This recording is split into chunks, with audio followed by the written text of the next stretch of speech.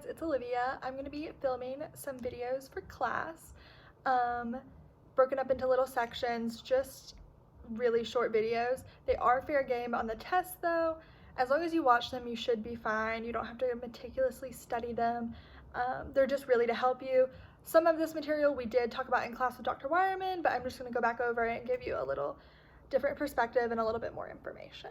So this first video is going to be on getting into a lab, because if you have an interest in going into a PhD program in clinical psych, it is a research degree. So most places won't even look at you unless you have 1 to 2 years of lab experience, preferably 2.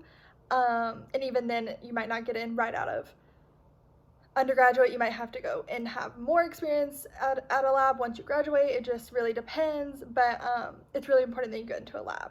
So to start, it's important that you think about your interests and kind of where you want to end up. When you apply to a program, you're applying to work in a lab, so you get a stipend and you're getting paid to work in the lab. You go to classes and everything like that, but you're essentially paid to do this job of working in a lab, and you're applying to work under a specific PI. So it doesn't make sense if you're applying to a graduate program and you've had 2 years of experience in a lab with kids with autism, but you have an interest in aggression in adults, and so you're applying to this lab for grad school that completely doesn't match up with what you did in undergraduate or once you graduated. So you want to think about your interests. You can go on Georgia State's website and see all the different labs we have, and it doesn't have to be completely aligned, as long as you can somehow relate it.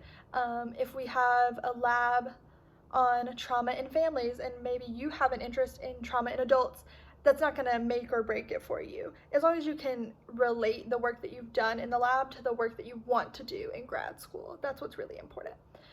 So once you pick out maybe 2 or 3 labs that are important, or that fit that like mold for you, it's really important to read their journals that they've published, because one, you might actually not have an interest in their lab based on their journals, because the short little blurb on Georgia State's website can sometimes be out of date or it can be misleading. So it's important that you know what they actually do. And you also want to have a ton of background information for when you are talking to the PI and the people in the lab, the grad students in the lab. You want to know what the lab is actually about. And that goes a long way with getting you in there, getting your foot in the door.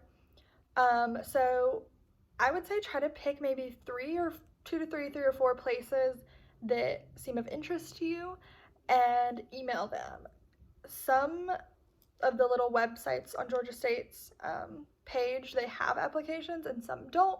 I think it's always a good idea, even if you do fill out the application, to email them, because it puts a little personalized touch on it, and they might not even check. A lot of labs at Georgia State, they have like just a bank of the applications. They don't check it unless they need someone, and then they go into the bank and they check the applications. So you can like get in quicker if you just email them directly, I feel like. Knowing people can also help. So if you have a psych professor that you really like, or that has interests that align with you, even if they don't have a lab, everybody knows everyone, and so they'll most likely be able to help you get into a lab.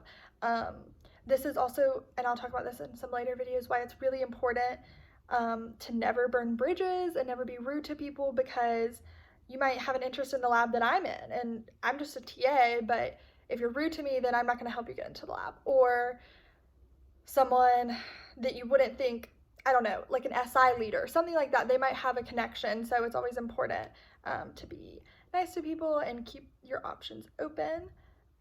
What else? Okay, so once you get into the lab, you might be doing a ton of different things. It just really depends. It's a really good question to ask when you're interviewing. What is expected of you? What would you be contributing? Because you might be coding in some labs might have you calling and screening participants, some labs might have you out in restaurants flyering, trying to get participants. It could be really a range of things. When you interview, you always want to have questions prepared, and that could be one of them. And you always want to be able to talk about the journals that you read and the background of the lab, and let them know that you know what's going down in the lab, I guess. I think that's pretty much it. It's not too hard, but it really is necessary. And it doesn't matter if you're paid or if you get credit or if you're doing it for free. Um, so it's just important that you get in there. A lot of people take students at the semester, start of the semester. So if you want to get into a lab next fall, now would be the time to start emailing people. Summer is also a really good time to get into a lab because people go off for the break or people are graduating or whatever. So that's also a really good time to get into a lab. So I think that's it. I'll see you guys for the next video.